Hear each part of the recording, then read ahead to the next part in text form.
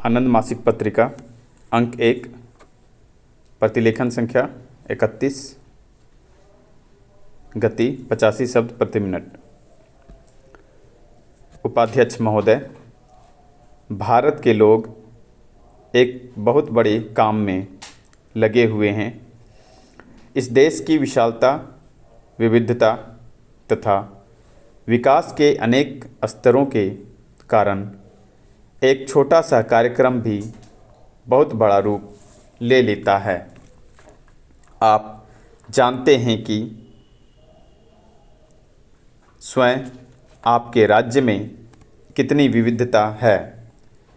बहुत सी ऐसी समस्याएं हैं जिन्हें आप आंध्र प्रदेश की ही विशिष्ट समस्याएं मानते हैं, लेकिन हर एक राज्य की अपनी समस्याएं होती हैं, मुश्किलें होती हैं और किसी भी राज्य को वास्तविक रूप में विकसित राज्य नहीं कहा जा सकता। विकसित और पिछड़ा शब्द सापेक्ष में होते हैं। हमारा सबसे बड़ा दुश्मन गरीबी और पिछड़ापन है। जब तक हम इस दुश्मन को नहीं पछाड़ लेते, हमारा देश यथार्थ रूप में सबल नहीं बन सकता। इसलिए ऐसे कार्यक्रमों का होना बहुत ज़रूरी है जिससे गरीबी कम हो और विभिन्न वर्गों के लोगों के बीच विषमता दूर हो। भूमि सुधार किसी भी देश के आर्थिक विकास में महत्वपूर्ण भूमिका निभाते हैं।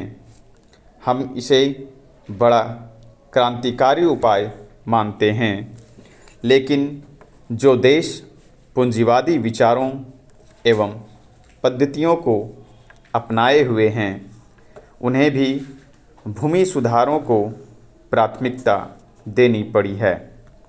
उदाहरण के लिए, जब जापान द्वितीय विश्व युद्ध के बाद अमेरिकी शासन के अधीन आया तो अमेरिकियों ने भूमि सुधार लागू करने का पहला काम किया और वे सुधार हमारे यहाँ की अपेक्षा कहीं आगे बढ़कर थे।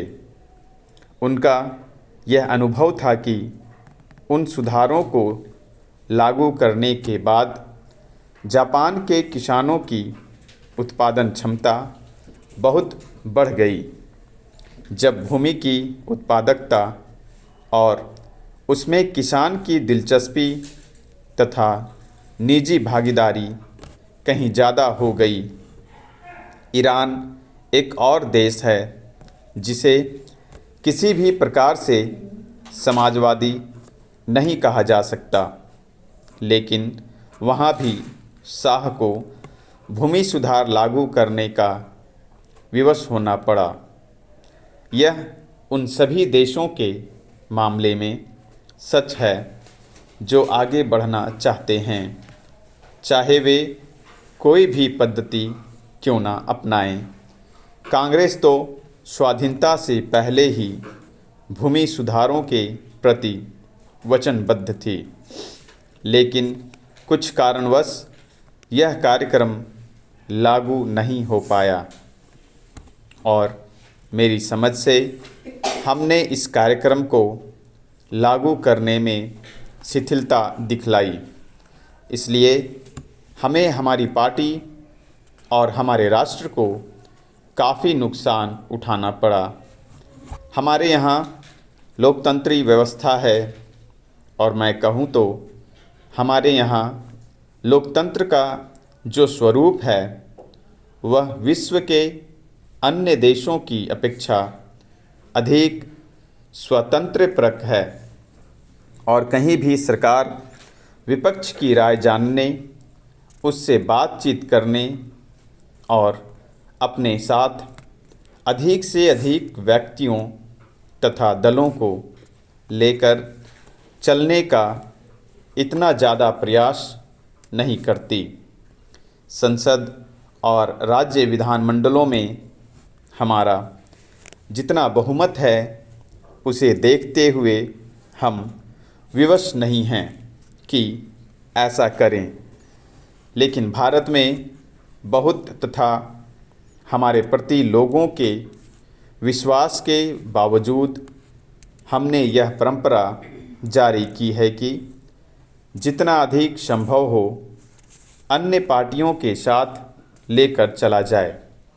निसंदेह यदि विपक्ष हमसे अपनी नीतियों को छोड़ देने को कहे तो हम वैसा नहीं कर सकते।